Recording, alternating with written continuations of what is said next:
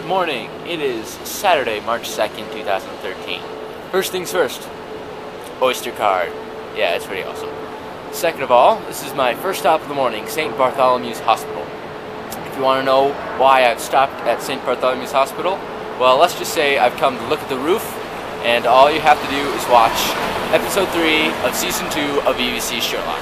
Yes, I do believe that this is the St. Bart's of the final Moriarty-Sherlock Holmes confrontation. And of course that little development with Sherlock also happened here. So, join me as I go on the rest of my day. Alright, so I am taking a walking tour, courtesy of Sandeman's New Europe Tours, I believe the organization is called.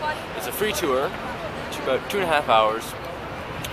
So I'm going to be on some of the more royal parts of London. So it starts here, Hyde Park Corner, and behind me is Wellington Arch. Let's go.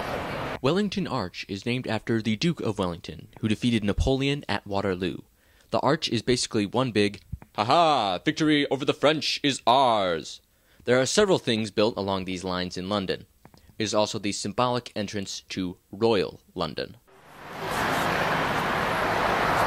This is Constitution Avenue, where the royalty enjoyed riding around in their carriages. Queen Victoria had 3 assassination attempts on this road. Well, number 3 was different because Green Park. Yes, it does get greener. Anyway, established by King Charles II, in the past it has been used by Charles for placing his ice house and for visiting his mistresses. Charming.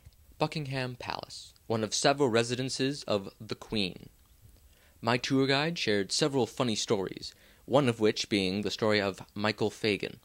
You can look up the full story online, but in short, he managed to break in twice in the 1980s, and once had a simple conversation with the Queen herself, and once arrested, they could only charge him on stealing a bottle of wine. The guards.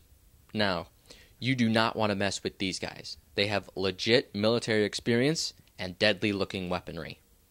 St. James Palace, originally produced by King Henry VIII, now the home base of the Duke and Duchess of Cambridge. On to Trafalgar Square, very famous location. It is also the center of London. Ah yes, the Horse Guards Parade. This area held the beach volleyball during the 2012 Olympics. This is somewhat in the backyard of number 10 Downing Street. I can picture it now.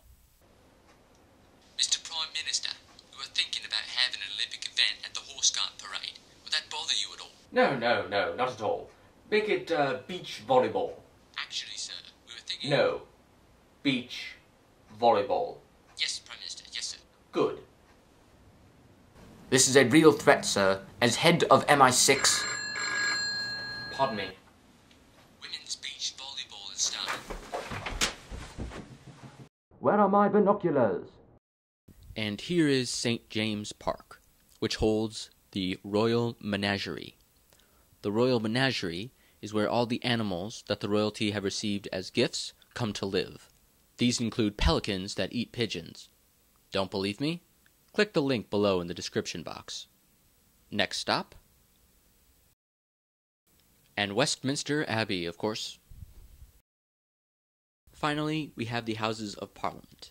This was the intended target in the Gunpowder Plot, where Guy Fawkes became infamous. At least he was Catholic. After the tour, I went sightseeing with a group of guys who were also on the tour. I passed by number 10 Downing Street, New Scotland Yard, a former residence of Anne Boleyn and St. Thomas More, the Tower of London. I didn't go inside. Tower Bridge, the HMS Belfast sitting on the Thames. This ship was at D-Day. Also, we explored Harrods department store, which I call the museum of things I will never be able to afford. Seriously, everything was freaking expensive, although it did look good.